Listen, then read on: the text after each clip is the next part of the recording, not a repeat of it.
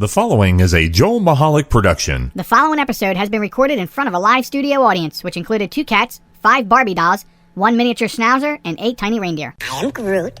Uh-huh. I'm Groot. No! I am Groot. That's a really bad sign.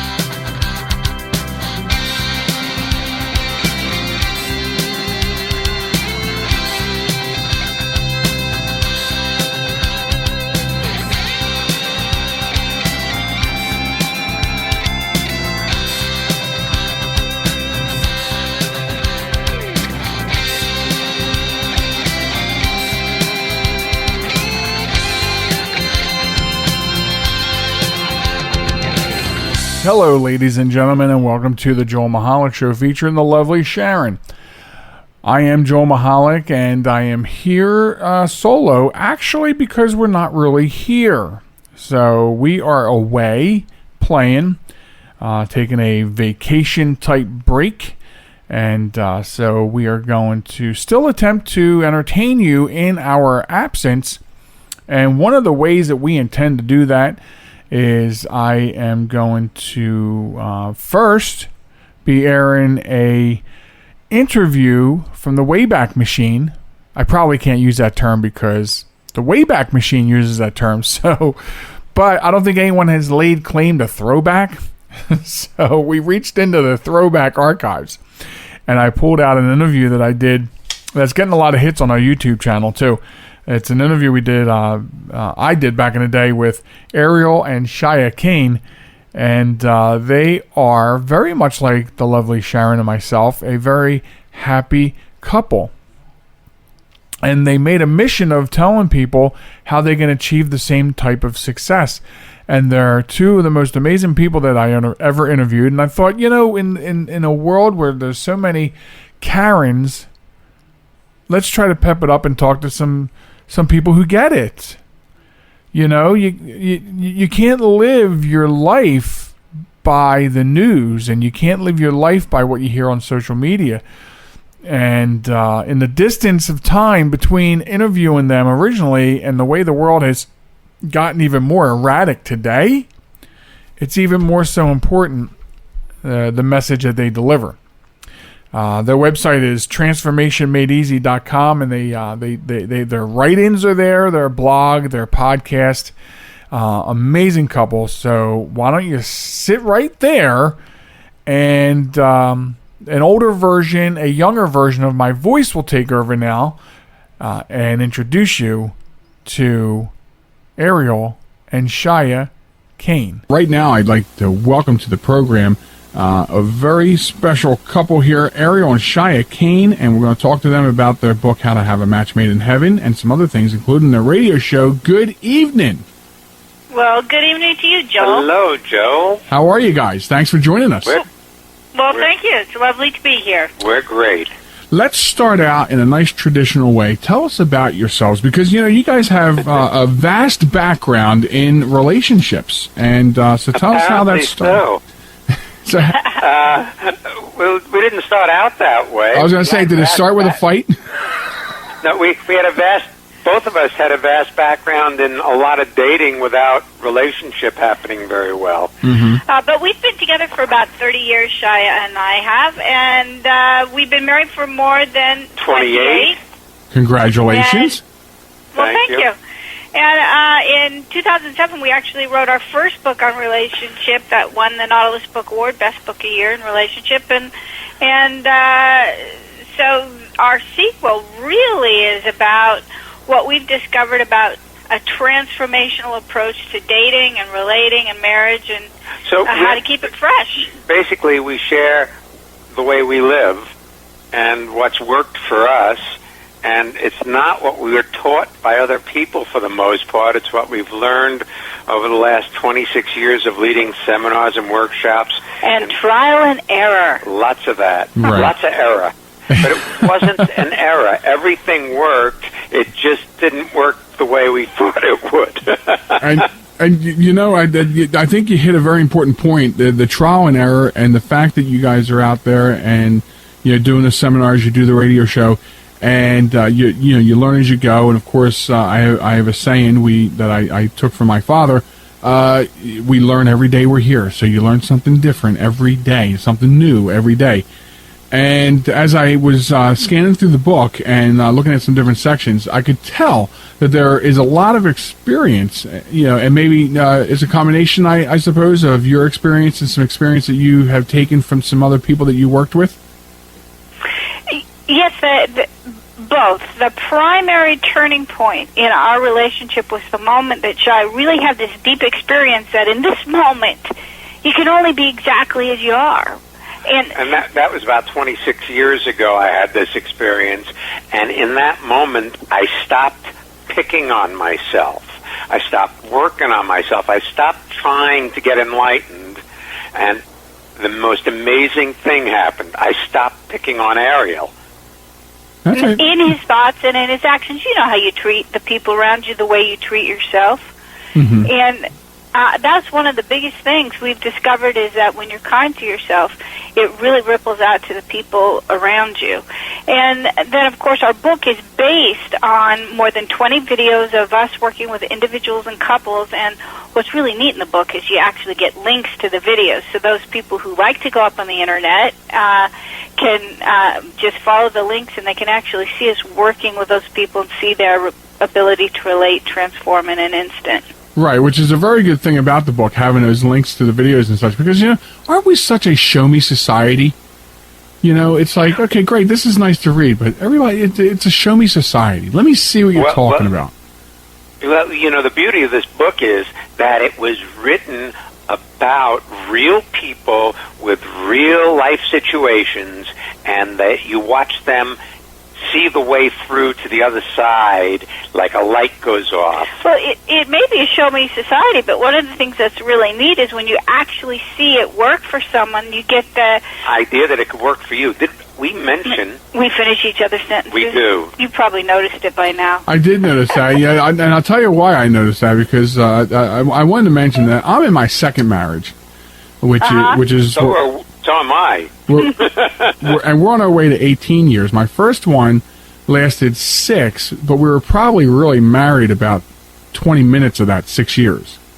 Yeah. Yes. And so, I mean, I still, after 17 years, something happened. After my first relationship, I really didn't want anything to do with women. I was like, you know what, I'll just be a hobbit, hoarding my money, and be happy with it, And then my sister introduced me to my wife now, and it was just something. She came from a bad relationship, I came from a bad relationship, and it just something just clicked immediately and always. And we do the same thing. We complete each other's thoughts and questions to the point where it's scary sometimes.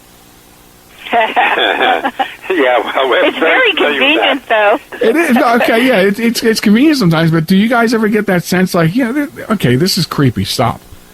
Well, the trick is not to keep secrets from each other. Right. And it's never creepy. The only thing is that on holidays, I can look at the box and it's like, oh, well, thanks for getting. Because if he thinks about it, I see a picture of what he got me. So we basically don't keep secrets. Yeah, it's very difficult for us to have surprises with each other because we realize it before it happens. But one thing I like about what you just said about your second wife, Joel, is a lot of people out there who think that once they've had a bad marriage or they've come from families where they see all they've ever seen is bad marriages, they think they can't have a good one. It's absolutely not the truth. You just have to keep going. Right. And and it's constantly a work in progress, and I think that's sometimes, I try to especially convey that to our daughters, who are both adults, and one of them is single. She's always been single. My other daughter is, married but separated, and she even made the comment once, well, I don't understand why I can't have what you guys have. And it's a work. What they don't realize is you have to work on it. You just don't come together and it is. You know what I mean?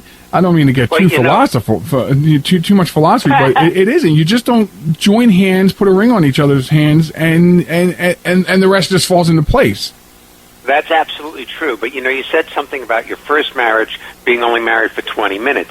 Well, I was married in my first marriage for 14 years, and it was an absolute success in that I was occupied while Ariel was growing up. So it kept me occupied. And we met, it was just by happenstance. It wasn't a serious thing. Our first date was not serious. I thought it was just going to be a fling, an evening of fun, and it turned out to be a lifetime. It was a one-night fling that has lasted for 30 years. Wow. But, when you say that you have to work at it, I don't really think of it in terms of working, but I do know that people forget to date each other. They forget to romance each other. They forget that. That is very, very interesting that you say that, because we actually, my wife has been out of work for a year and a half, and so with me, me being the only income, and then I have a computer business on the side, and that keeps me busy. And actually, just a couple weeks ago, not that anything's wrong with the relationship, but we made that exact decision. We said, okay, I have to take a time out from this, or schedule my after job a little differently, since it's my own thing, because we have to get together and do the dating thing as well. So I think we're going to do this a little bit more in this half hour. We're going to be able to compare notes here, because something else, Shya, that you said is how it was convenient while Ariel was growing up. You had that. Now, see, when I met Sharen, my wife now, it was at that moment that I finally realized the term "everything happens for a reason." I never really believed in that. But then I met her, and I do, and I have since. Because if you want to get deep and clear your mind and think back, well, if I would have went in the Navy, I did Coast Guard, but if I'd have done the Navy, it was going to be a totally different job. It would have been a career. I would have been all over the world. We wouldn't have met. So while I was going through my 6 years of hell, and then she was having a bad marriage, and she actually escaped from hers and went all the way to Texas. And if her mother didn't have her come back to the East Coast, and then she did not. Actually, her mother got her back together with my sister. They went to school together years and years ago. So, I had come to realize if all these things, the serendipity of everything. Yeah, exactly. If all these things didn't happen exactly that way, exactly. But that's what I realized 26 years ago. The perfection of the moment. That life is really taking care of us if we let it. But we usually put our fingers into the machine and wonder why our hands are bloody. Right. But life really sets you up. I mean, the odds of my meeting Ariel were, unreal. I could have won the Moneyball easier. Mm-hmm. She grew up in Oregon. I grew up in Far Rockaway, New York. Wow. I can hear that in your voice, by the way. Yeah, I'm 17 years older than she is. And, You wouldn't know it, though. If you go up on our website, you'll see him. You would not know that he's going on 72. It's a current picture, too. No, absolutely. I don't act that way either. What happened to me 26 years ago was I discovered the current moment. I really had an experience of living in the moment of my life, and each moment since has been unique. So it's like I'm not living the same old, and that what I majorly discovered about relationship is you gotta listen to what your partner's saying. And if you hear what they're saying from their point of view, and you don't try to manipulate or change it, but just hear it, magic. Right.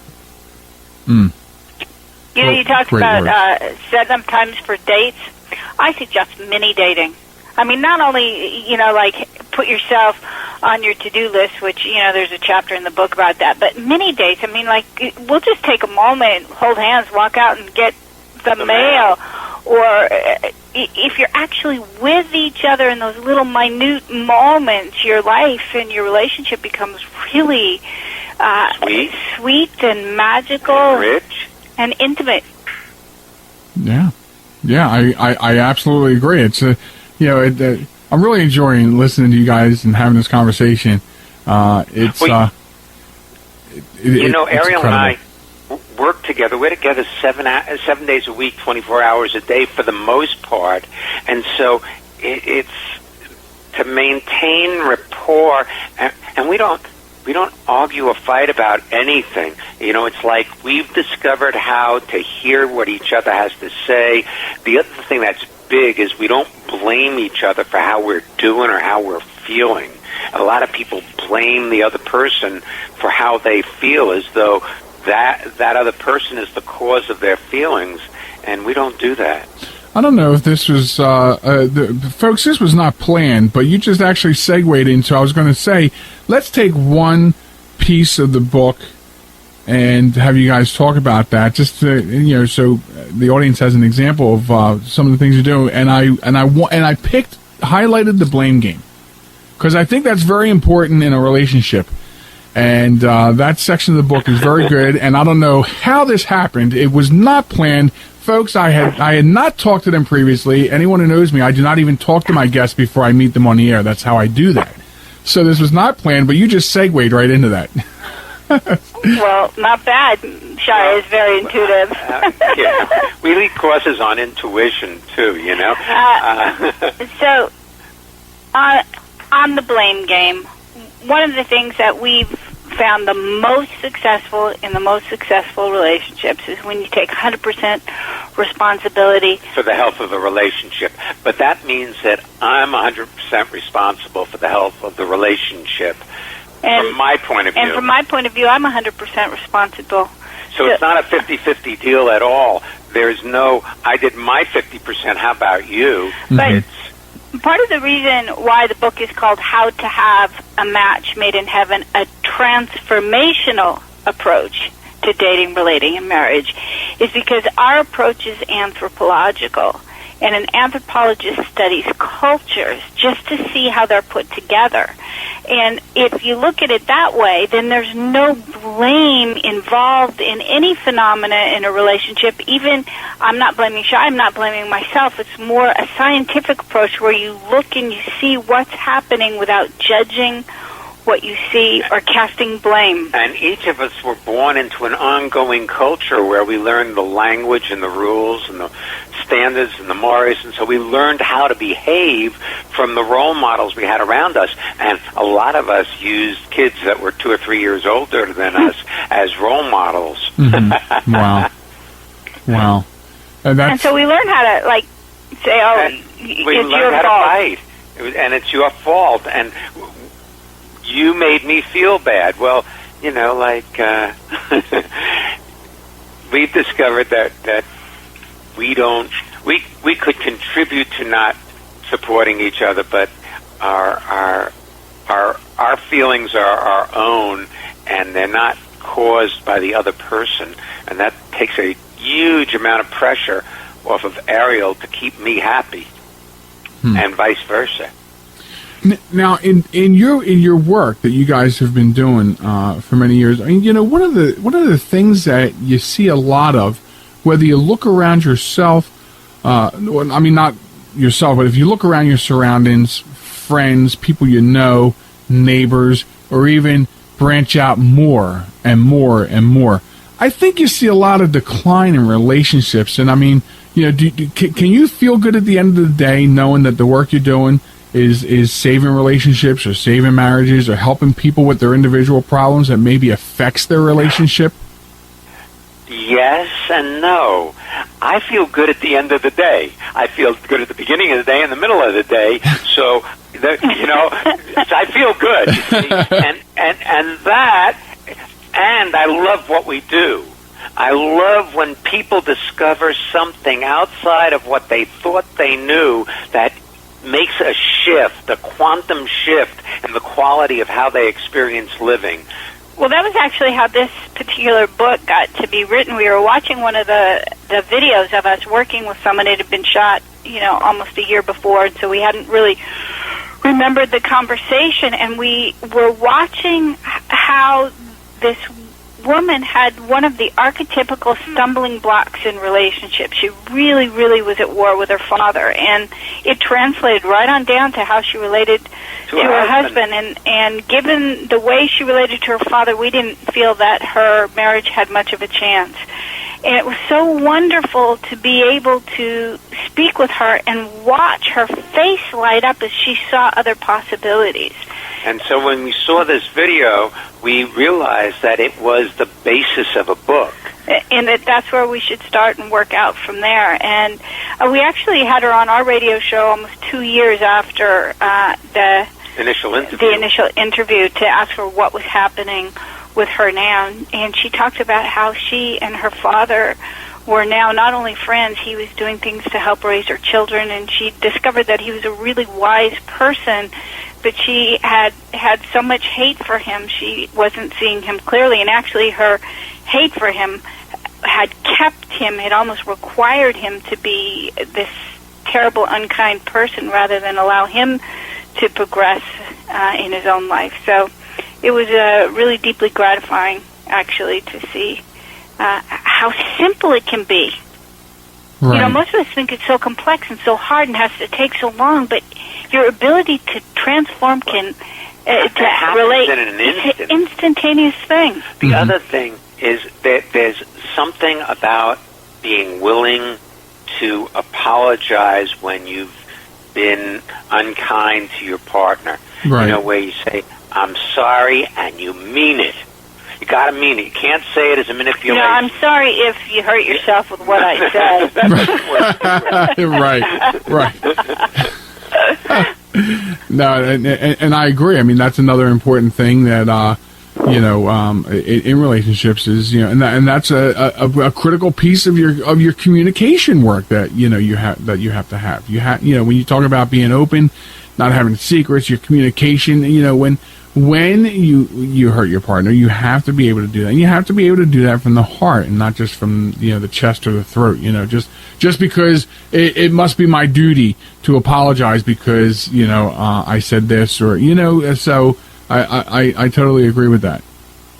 Right. I'm sorry. Now get over it. Never worked.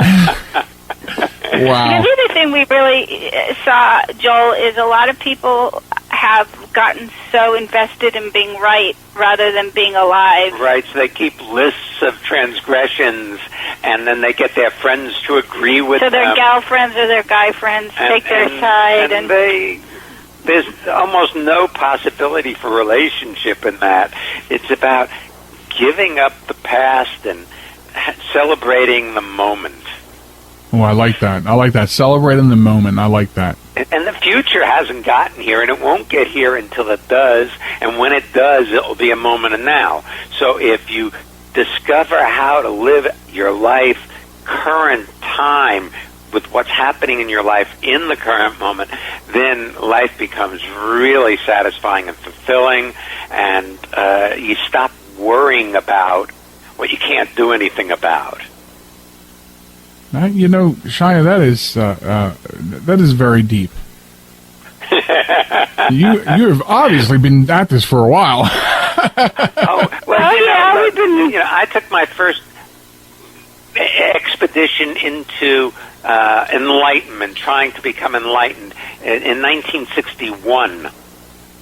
So I've been doing this for a while, and it became a lifelong goal to become enlightened, and I worked at, I took different courses. We both took, I met Ariel, I was leading a workshop, and she was a participant, but we didn't really meet there. She met me. It took a while to snag him. But she got me.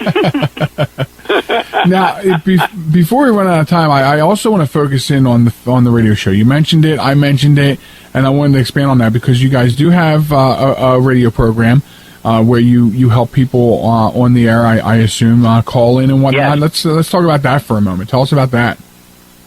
Well, it's on Voice America. It's an internet radio show. It's called Being Here. I sense a theme. Being Here.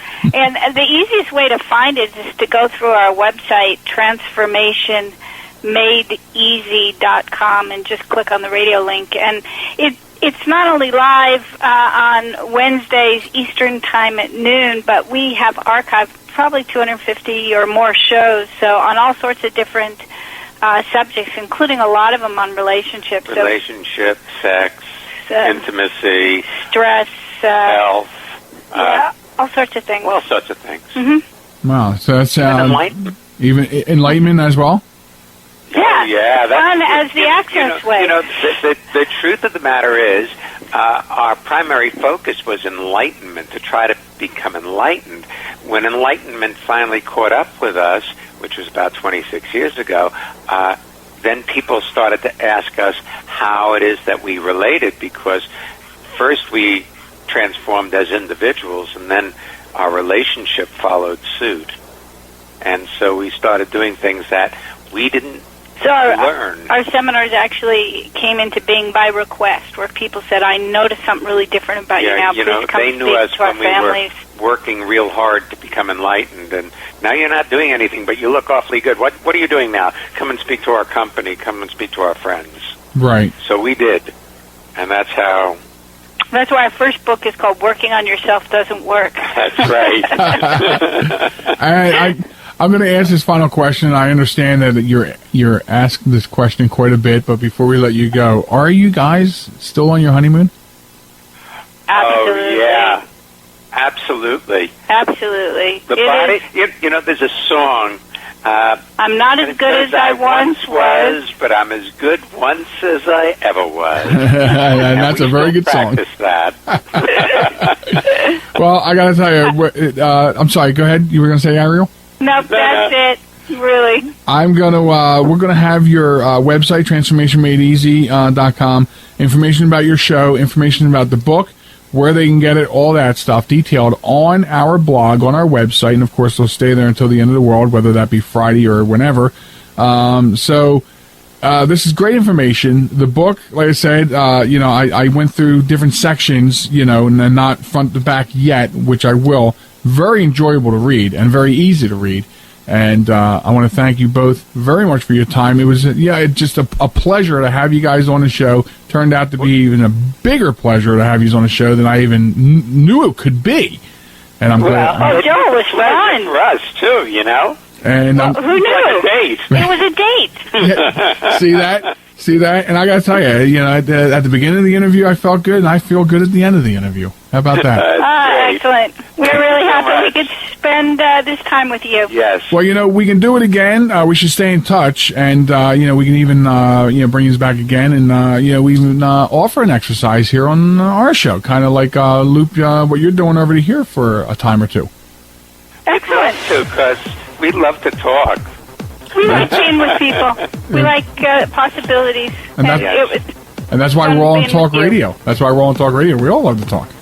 Right. There you go. Ariel Shya, thank you. We'll do it. Thank you so very much. Have a great Christmas. Merry Christmas. Happy New Year. And we'll stay in touch. Look forward to having you back on Behind the Mic in the near future. Thanks so much, Joe. Take care, guys. That was Ariel and Shya Kane, and boy, aren't they great. The book is called How to Have a Match Made in Heaven, a transformational approach to dating, relating, and marriage. Transformationmadeeasy.com is the website. We'll have that all hooked up. Listen to the show live Wednesdays at noon, or go to the website I just mentioned, and you get the archives. America, your children have an amazing superpower. That's right. They can help save lives by simply washing their hands. Just 20 seconds of thorough hand washing after they've coughed or sneezed or been outside can help fight against the dastardly spread of germs. Armed with only soap and water and hands, your superhero can protect you, your family, and everyone out there in America land. Amazing! Find out more at coronavirus.gov. A message from the CDC and the Ad Council. Listen on the web, your phone, or your neighbor's internet connection. That wasn't very nice. This is Reality One.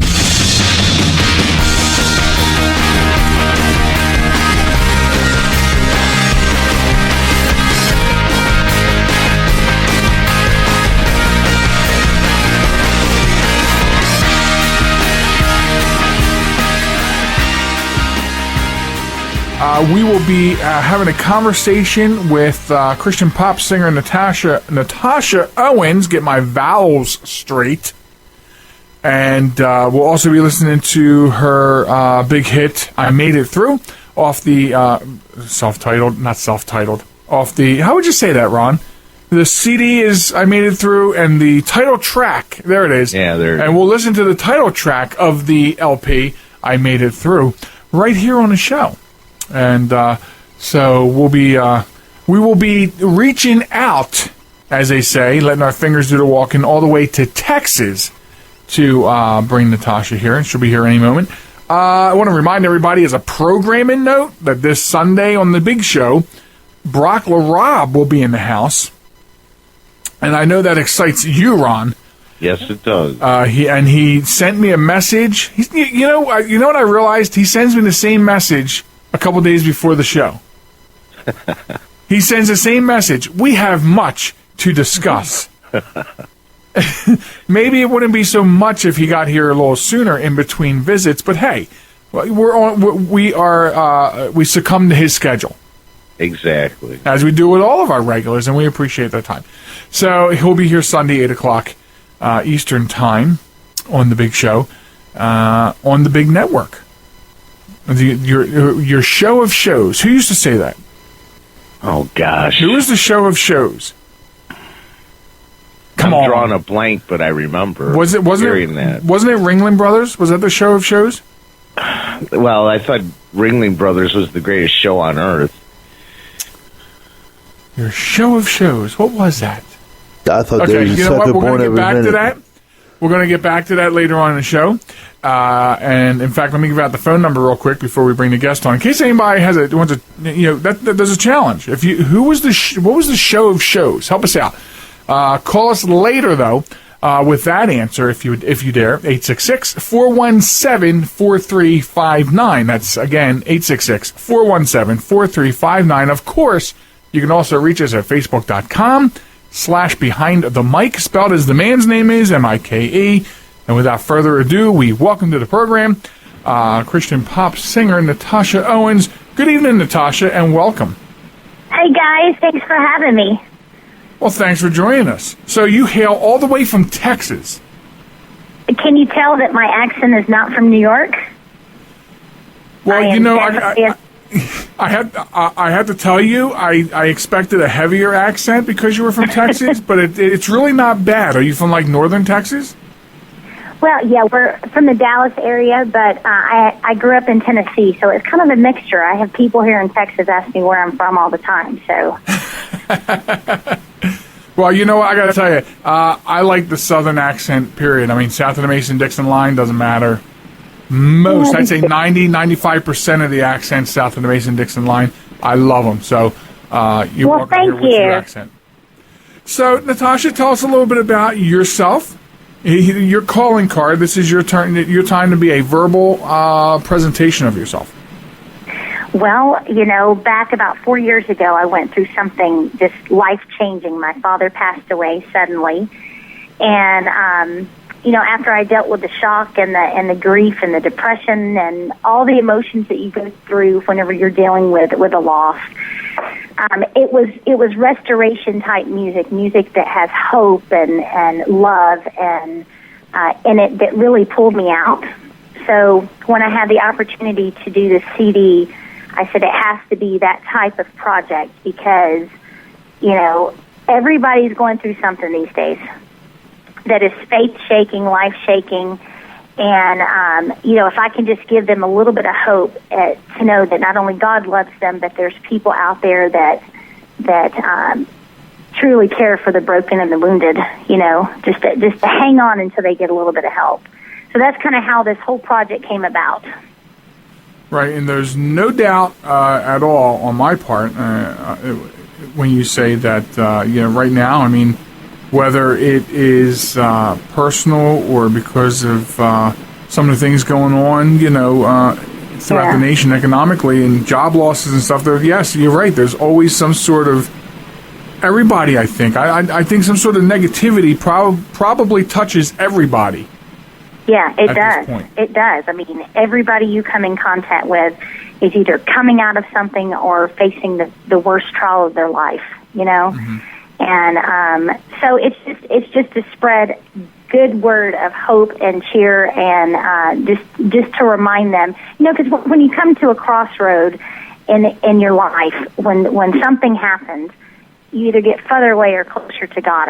At least that was in my experience. So it's just kind of give them a little bit of hope to hang on until they can make it through. You know, I'm a living testimony with my life that I made it through something very, very rough, you know. Right. Now, would you have you been singing and performing prior to this? Or, I mean, did this all just come at once? Partially come at once. I've sang all my life. I come from a musical family. Mm-hmm. And for about 3 years, I was a musical director for a church, led praise and worship. And but this is the first CD, and this is the first, you know, big stages that I've been on. I've had a lot of opportunities since May for his doors opening up that I'm, you know, very humble and very fortunate to be able to do. Right. And the CD, which, by the way, everybody, is, as I said earlier, is titled "I Made It Through," and in a moment here we're going to listen to the title track. So the CD is sort of like start to finish is this journey. Yeah, it is.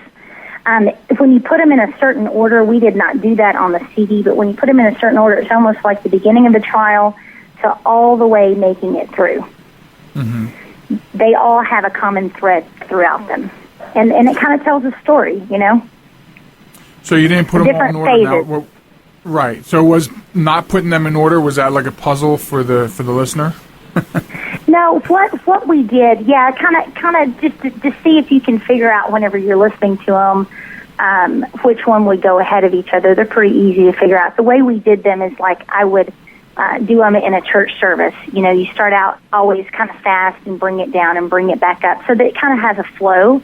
And mm-hmm. By the time you get to the end of the song or the end of the CD, you're kind of not tired of it because you kind of don't know what's coming next. You know, they're all very different songs.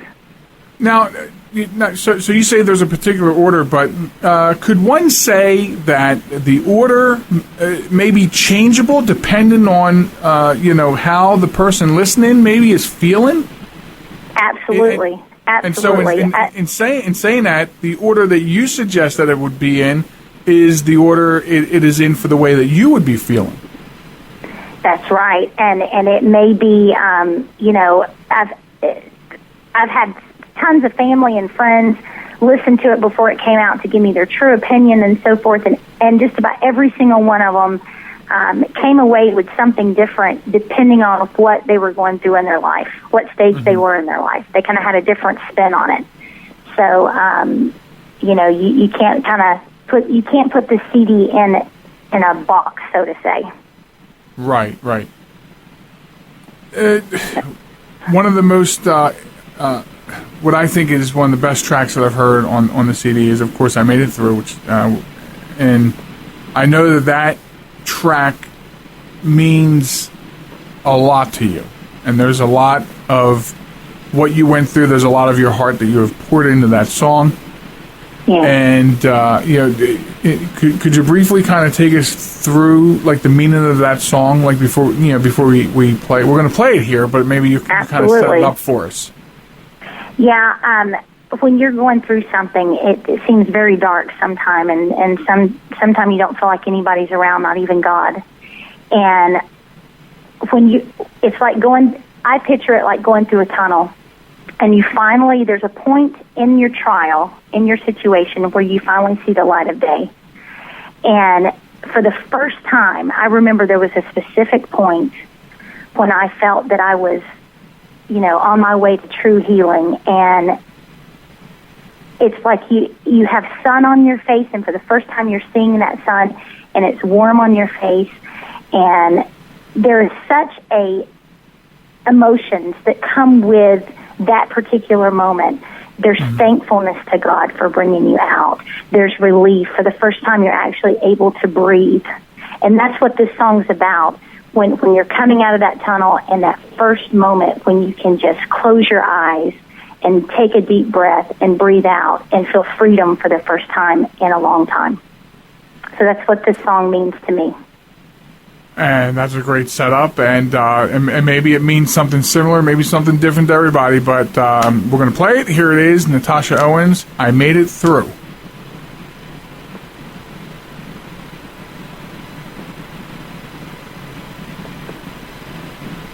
Oh, maybe he's not ready yet. Okay. We'll give him another moment. Yep, there it goes.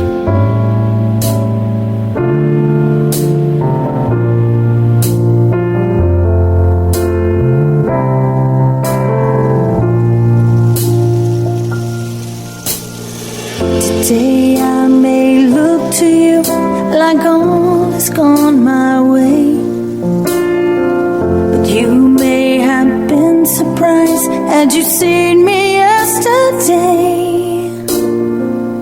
Faith comes much easier with the warm sun in your face, but it's a different story in that cold and lonely place.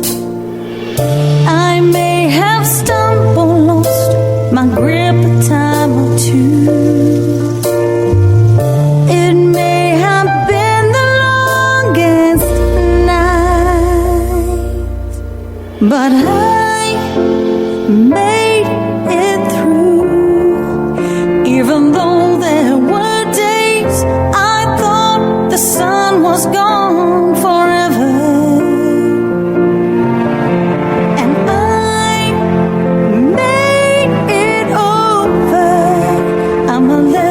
Stronger, my faith is deeper now. I see it was all because of you that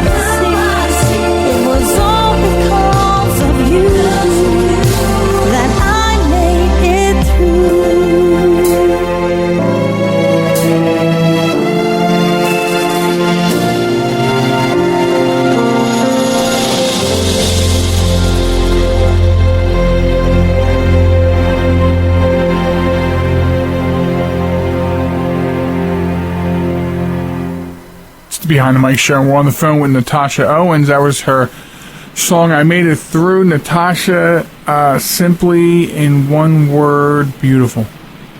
Thank you. I appreciate that. I'm very humbled by those words. It does have a great message. It is a powerful song, and Ron and I were just actually talking about that during the song. It's very powerful. And so I know you're doing a lot of ministry work. You're delivering, hope and healing messages. But I wanted to note that you also work with addiction issues. Not yourself, but you do some work with addiction as well. Yeah, it's one ministry that falls underneath restoration. It's you find a lot of heartbreaking stories within the realm of addiction. Absolutely. We've been able to do a lot of things through AA, through a cancer charity, also a restoration project as well. That's addiction is a subject that not only touches the person who is addicted, but it touches everybody around them as well. They all fall under the restoration categories. Yeah, that is, having, dealt with it, not myself, but, being, as you say, people who are surrounded by that addiction certainly are affected one way or the other, pulled in. So I think it's fascinating that you do work in that area as well. I applaud you for that. You keep pretty busy with everything you're doing. Plus, you've crossed over into country and pop. Which is not easy to do. Some of the music is touching into all three genres. Which really excites me. Some of the typical religious people, the Christians. When I say this, you're going to understand exactly where I'm coming from. So just bear with me a second. When they hear that my music's being played on the rock stations or the country stations, people have frowned upon that. And they're like, you are a Christian artist, you need to stay a Christian artist. And I said, well, what you don't understand is that warms my heart more than it being played on Christian stations, because people who wouldn't normally choose Christian music, it's being brought to them. And my music, a lot of Rodettes are saying this, it's not so pushy either. Some Christian music really wants to push their agenda, and, my music doesn't necessarily have God in every other word. It has a higher power. It points to a higher power and meaning. Right. But it's not so pushy, and that's one thing that people who aren't Christians or aren't typically listening to Christian music, they are gravitating toward my music because of that. Right, and I was saying too that and that's probably one of the bigger catalysts to doing that. And that's not easy to do. Crossing over to those other genres is not easy to do. Right. And but I think it's because of what you're doing, and because of how how fantastic your music is. I think that is what, believe it or not to make it sound so easy, but that's what makes it seem so easy for these other people from those genres to pick it up and take it over. Because working with musicians for a long time, beyond working on radio, that's just not. It's not an easy thing to do. It's not heard of a lot. And you've in the short time you've been doing this, you've done something that has taken other artists many more years to do. Yeah, and God has just done that. I've had people say, you need to stay in the Christian realm. What are you doing? You need to create your own identity within the Christian genre. And my response to that is, there is a world of hurting people, and it's people who listen to all genres of music. So if this music can cross into as many genres as it can, then I welcome that. I welcome it. Right, and I just think that's great, and keep it going, girl. You know what I mean? Well, I tell you, 2014 is going to be a blur because we have a lot of really cool things happening this year, starting in a month or so. So, just keep me in your prayers that we can all keep it balanced. Absolutely. We have to stay focused on what we're doing too. Right now. Do you have another CD on the horizon? Yeah, we've actually cut the next single to the next song to the next CD. Our goal is to release a single every 3 months to the radio. I've got a radio tour starting next month for this CD, but before we continue on to the next. But the next song is very different. It's not a traditional Christian song. I think it's going to do very well in country and very well in pop as well. Ooh. Well, but it's got a great. You're going to send it to us, right? Absolutely, and it's got a great meaning to it. So. I think that will make the Christian genre happy as well. But we got a tour starting we're working out a tour with Jason Crabb, some with Michael W. Smith, and this year. So it's going to be pretty exciting. We'll be able to reach a lot of people in a short amount of time, I think. That sounds really exciting. The CD that's out right now, I made it through. For more information about it, NatashaOwensMusic.com. But Natasha, before I let you go, where can people go to get the CD? They can download it from iTunes, Amazon, Spotify. It's on every download site out there. CD Baby, you can get the physical CDs through them or Amazon. Or you can contact me through my website, and we can get our guys to send you one directly. So lots of places in order to inquire about it. Well, we're going to... And also... Yes. Go ahead. Also, if you guys will check me out on my Facebook, it's Natasha Owens Music. I would love to be able to have you as a follower and be able to know exactly what we're doing when we're doing it. I'm all over it. In fact, my broadcast partner here has already been all over it. So he's telling me I'm far behind. So yeah, get with it. I certainly will. We're also going to put your website information up on our blog, which stays on the internet as long as eternity, I suppose. It's always going to be there, so we'll be constantly linked up to you. And I wish you the best of luck. That's number one. Number two, you have to come back with the new music. I'm excited about the new track. I will. And stay in touch and come back and share more music with us. Thank you so much for having me, and thank you for supporting my music. It means a lot to me. I appreciate it. You're very welcome, Natasha. Thanks for stopping by, and good luck to you, and we look forward to hearing from you soon. You too. God bless. Thanks. Thank you. Bye-bye now.